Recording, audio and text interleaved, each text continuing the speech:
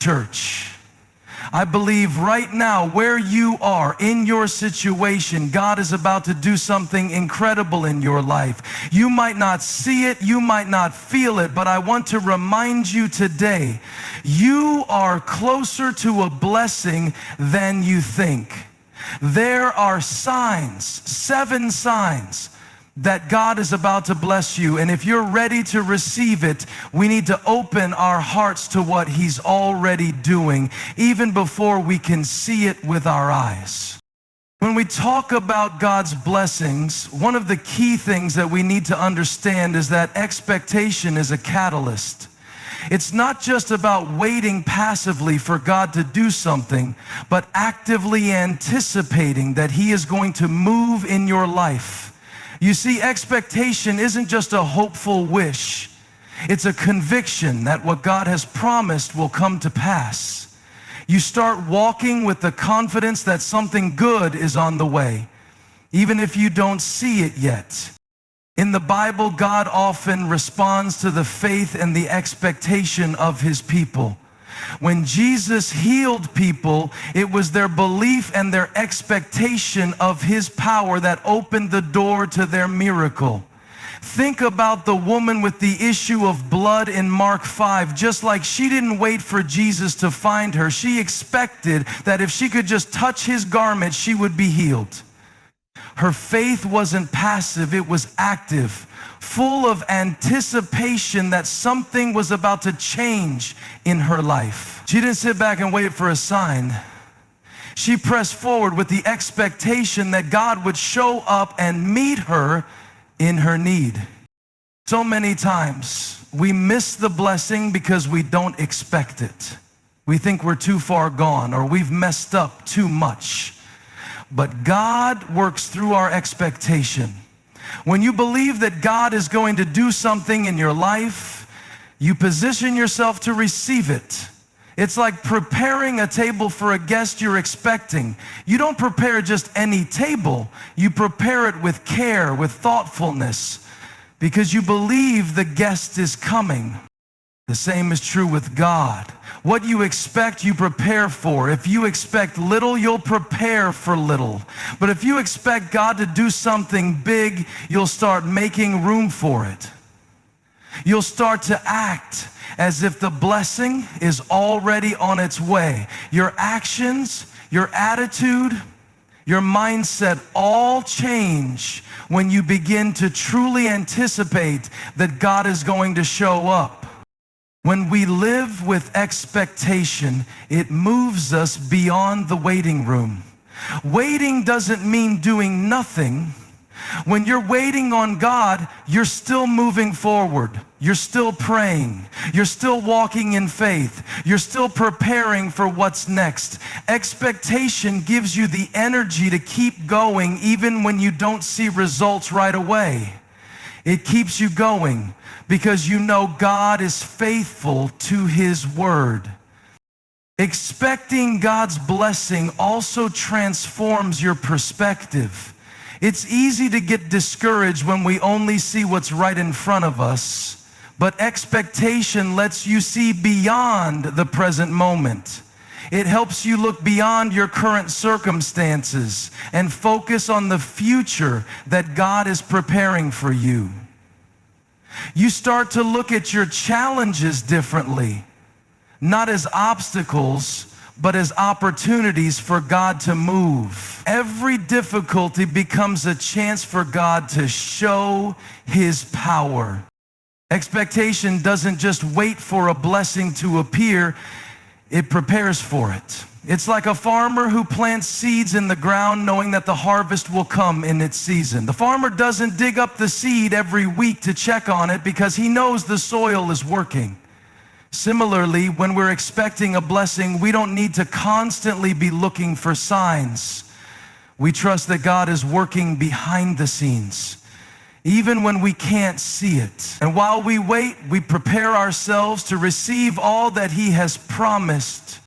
This expanded version deepens the idea of anticipation and expectation, emphasizing that it's not just a passive waiting, but an active faith-filled readiness that influences your actions and mindset. If there's one thing we need to acknowledge, it's that struggles are real. There's no sugarcoating it. Life gets tough. You've been there, I've been there. Everyone has their own battles, their own set of struggles, and sometimes those struggles feel like they will never end. It's easy to wonder, where is God in this? Why is this happening to me? But the reality is, God often works in the middle of the struggle.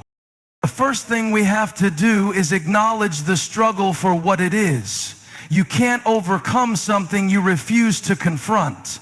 So many of us want to ignore the difficulties, sweep them under the rug, or act like they're not there. But in order to receive the blessing, you have to recognize the season you're in. If you're in a season of struggle, that doesn't mean you're cursed or forgotten. It means you're in the exact position where God can show His power. Look at the Israelites. They were enslaved in Egypt for 400 years, facing oppression, suffering, and injustice. But that struggle wasn't the end of their story. That struggle was the environment God chose to reveal His glory. The struggle, while difficult, was the catalyst for what was coming next. God didn't leave them there. He heard their cries, and in the middle of their struggle, He was preparing to deliver them. But it wasn't just about the deliverance. It was about building faith and trust in the process. When you're in the middle of a struggle, it can feel like you're stuck. You look around and nothing seems to be moving forward. It feels like the walls are closing in and the weight of the situation is bearing down on you. But you have to remember that God doesn't waste struggles. He's not only present in the triumphs, but also in the difficulties. In the struggle, God is shaping you for something bigger. He's strengthening your endurance, teaching you perseverance, and molding your character. It's easy to wish for the struggle to end, but the truth is, the struggle is producing something in you that will benefit you in the long run. Think about the process of refining gold. The gold doesn't become pure without going through the fire. It's in the heat of the struggle that the impurities are burned away. Without the fire, the gold stays impure, unrefined. Similarly, the struggle you're going through is refining you, making you stronger, purer, more capable of receiving the blessing that's about to come. What we often don't see in the struggle is that God is preparing the blessing behind the scenes. It might feel like you're in a holding pattern, waiting for things to change, but in reality, God is working in you and He's working around you. The struggle is shaping your faith, teaching you to trust Him even when things don't make sense. In fact, the struggle might just be the very thing that positions you for the blessing you've been praying for. And let me tell you, God never wastes a hurt. There's no difficulty, no trial, no pain that He doesn't use for His purpose. So when you're in the struggle, remember, it's not a sign that God has abandoned you. It's a sign that He's about to do something powerful in your life.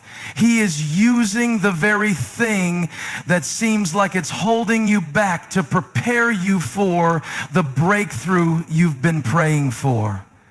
The struggle is real, yes, but so is the God who is walking with you through it, and so is the blessing that is coming as a result.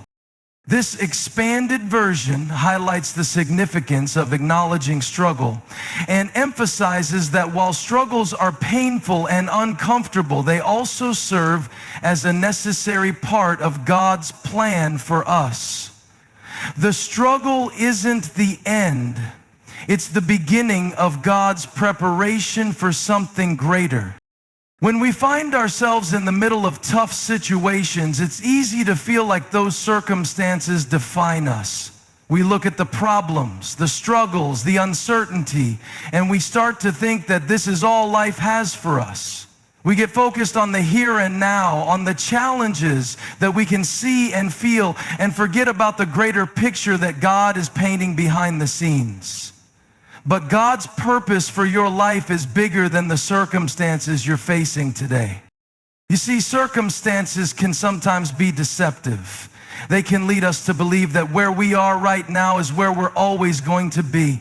But God operates on a different level. His vision for your life goes beyond the momentary struggles you face. Your situation may be hard right now, but it doesn't have the final say. The challenges you're experiencing are temporary, but God's purpose is eternal. He has a greater plan for you, one that transcends the trials of today. Consider the story of Joseph in the Bible. Joseph went through some of the most challenging circumstances imaginable. Sold into slavery by his brothers, falsely accused, thrown into prison. Each of these events seemed like setbacks. And if you were watching his life from the outside, you'd think that Joseph was stuck in a cycle of misfortune. But God had a bigger purpose for Joseph. He wasn't just being punished or abandoned. He was being positioned for the purpose God had in mind for him all along. The very things that seemed like setbacks were actually setups for God to move in his life. Every difficult moment Joseph faced was preparing him for a greater destiny that he could never have reached without walking through those trials. In the same way, your circumstances don't define your purpose. It doesn't matter what's happening around you. God is bigger than your circumstances. Your current situation doesn't have the power to stop God's purpose from unfolding in your life. So many times, we focus on what we can see, but God is working in ways that we can't always understand. We're focused on the what and why of our situation, while God is focused on the how and the when of our purpose. In fact, sometimes the circumstances are part of the process that leads us to the greater purpose. Think about Moses. He grew up in the palace of Pharaoh, but his real purpose wasn't to be a prince. It was to lead the Israelites out of Egypt. Moses spent years in the wilderness, tending sheep, seemingly far away from his calling. It would have been easy for him to assume that his circumstances were a sign he was off track, or that God had forgotten about him. But God's purpose was being worked out in Moses' life, even in the wilderness. And the same is true for us. The wilderness doesn't mean we're lost. It means God is preparing us for something bigger. There's a powerful truth in knowing that our purpose isn't limited by the circumstances around us. Sometimes we see a problem and we think it's the end, but God sees a stepping stone, a lesson, a moment to grow our faith. What you see as a roadblock, God sees as a building block. Just because you're in a season of struggle doesn't mean that God has abandoned his plan for your life. In fact, those tough times are often a part of the process that will equip you to step into the fullness of your calling. Let's take a moment to remember that God is never surprised by your circumstances. He is sovereign over everything, the good, the bad, the highs, and the lows. What you're walking through right now didn't catch God off guard. He already knew where you would be at this moment, and he already has a plan in place to bring you through it. God's plan for your life is bigger than what you can see with your eyes right now. His purpose is not confined to the moments when everything is easy or comfortable. He's at work in every season, even in the seasons that feel like they're pulling us in every direction. God is constantly working behind the scenes, and the circumstances you're facing today are not the end of your story. They're just part of the journey toward God's greater purpose. So trust in His plan. Trust that He is working things out for your good, even when the path ahead seems unclear. Your current situation doesn't diminish God's plan for your future. His purpose for you is bigger than anything that you could ever imagine. This expanded version emphasizes the idea that God's purpose for our lives far exceeds the limitations of our current situations. It encourages the listener to see beyond their struggles and trust that God is working in the midst of it all, preparing them for a greater future. Faith is not just a passive belief. It's an active force that drives us to move forward even when we can't see the full picture. So many times we get caught up in the idea that if we just believe hard enough, everything will fall into place. But the truth is, faith requires action. It's not enough to just sit and wait for God to act. We must take steps toward what He has promised us. Faith is not about waiting for God to do something. It's about stepping out in trust, even when we don't know exactly where the road will lead.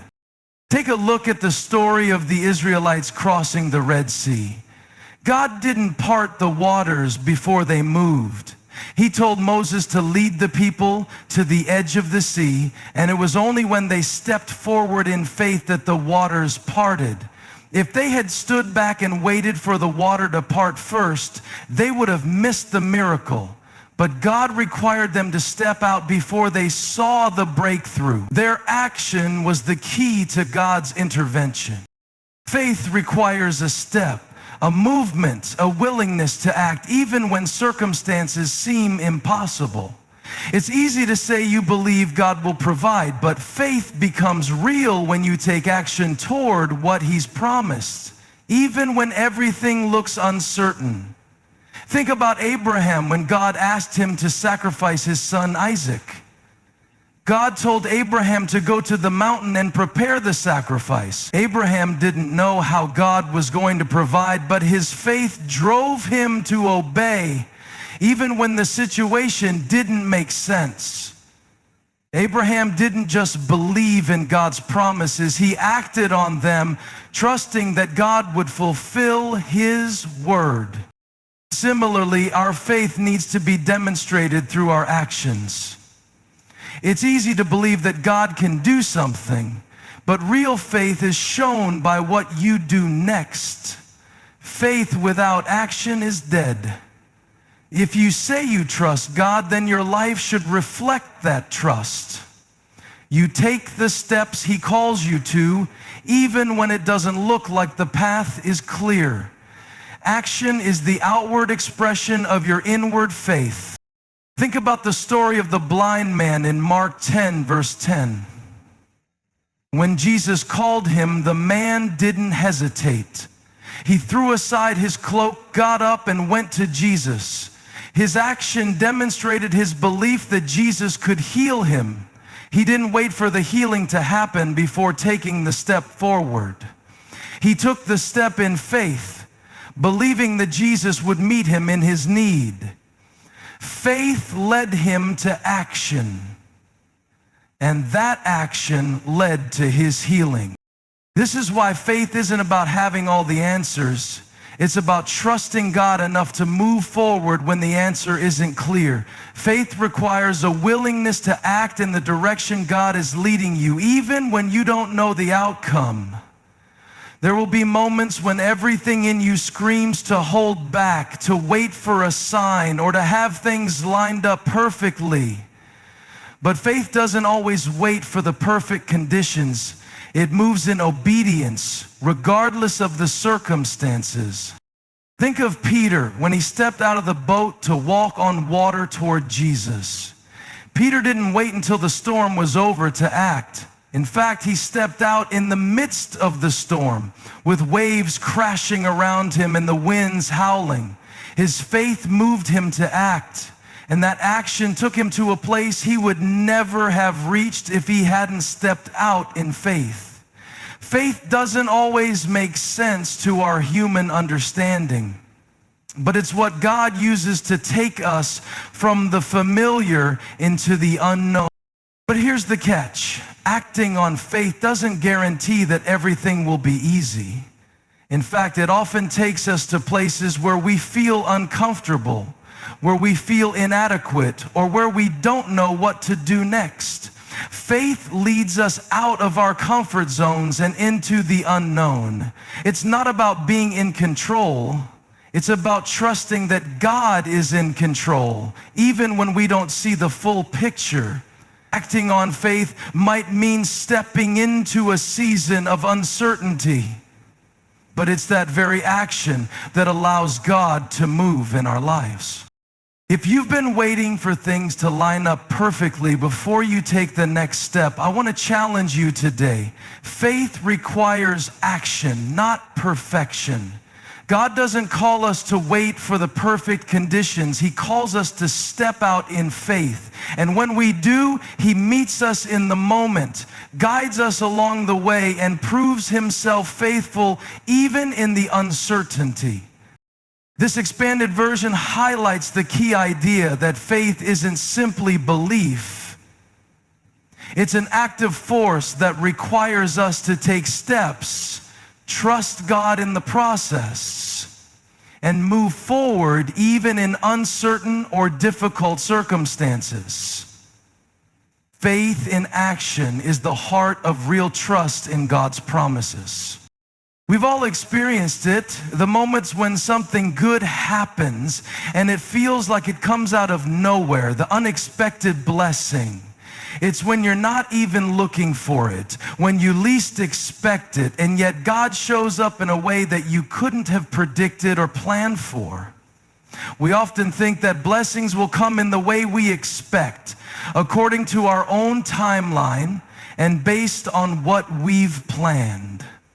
But one of the most powerful truths about God's blessings is that He often gives them in the most unexpected ways. God has a way of showing up when we least expect it. Think about the story of Ruth. She was a widow in a foreign land, and her situation seemed hopeless.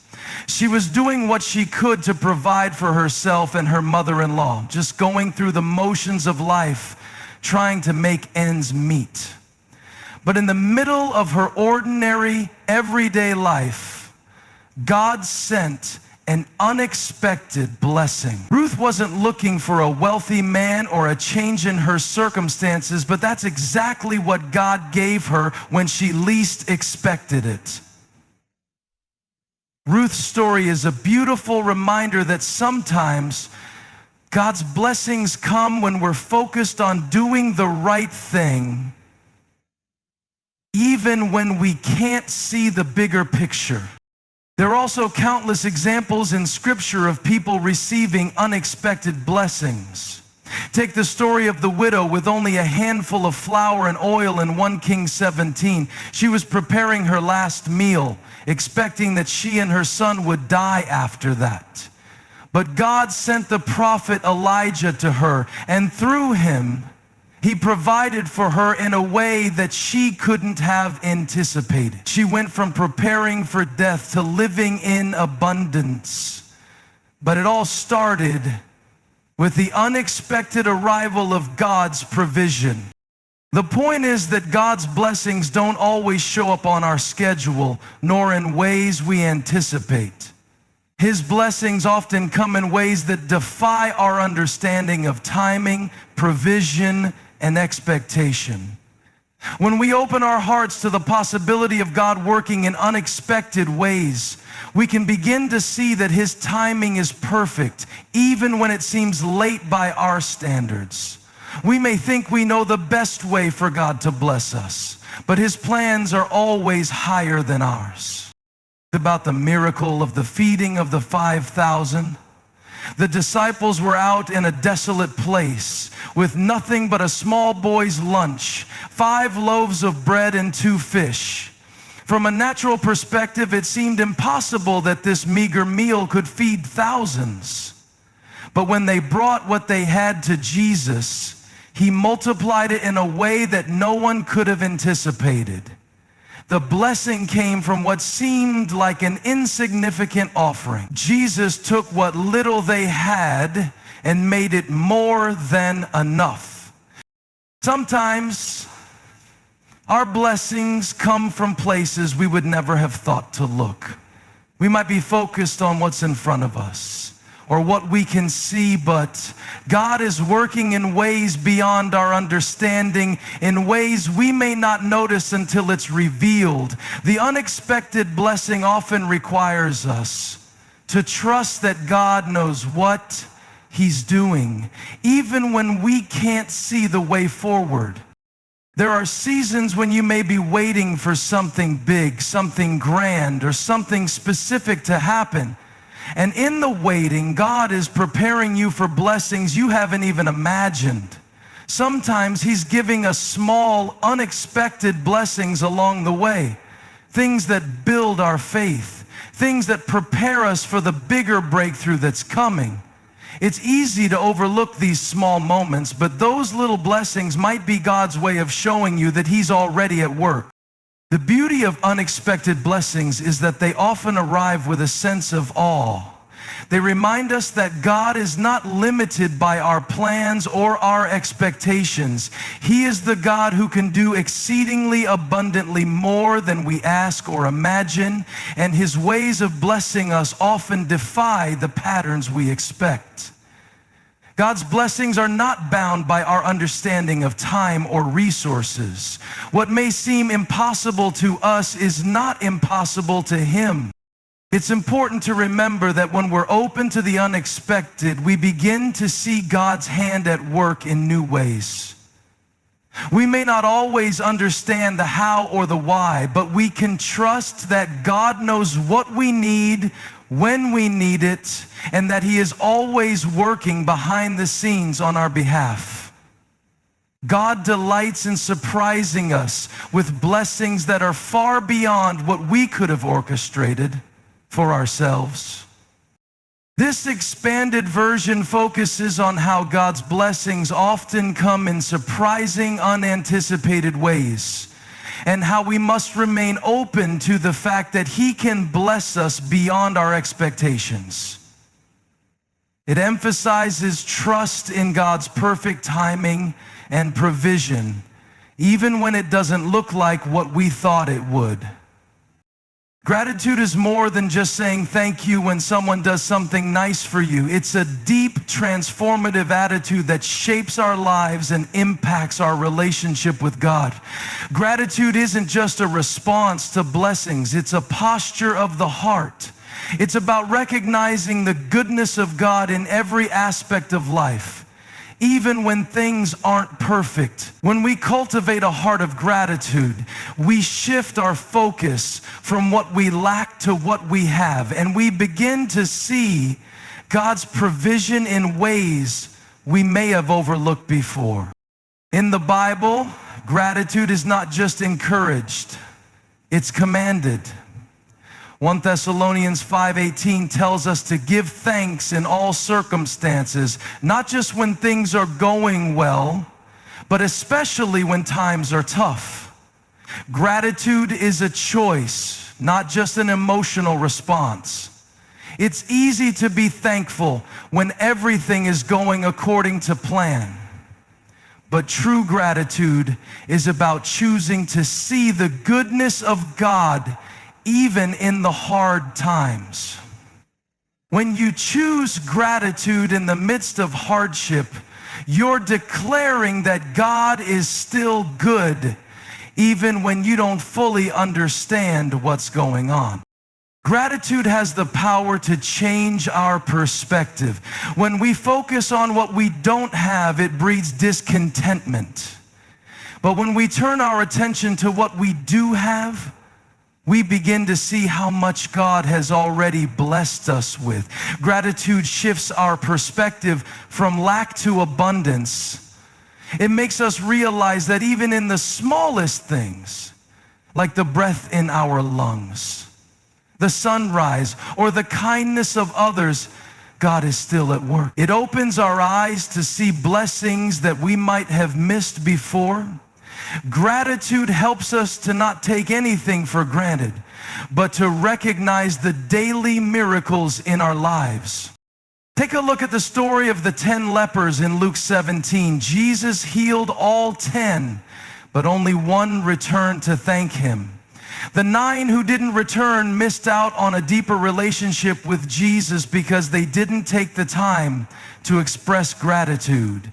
This is a powerful reminder that gratitude is not only about recognizing the gifts we've been given, it's also about deepening our relationship with the giver. When we thank God for his goodness, we're not just acknowledging the blessings, we're acknowledging his presence in our lives, his faithfulness and his love.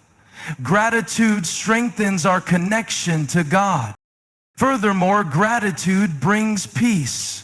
Philippians 4:6 says, "Do not be anxious about anything, but in every situation by prayer and petition with thanksgiving present your requests to God, and the peace of God, which transcends all understanding, will guard your hearts and minds in Christ Jesus." When we approach God with gratitude, we're reminded of his faithfulness in the past, and that strengthens our trust in his ability to provide for us in the future.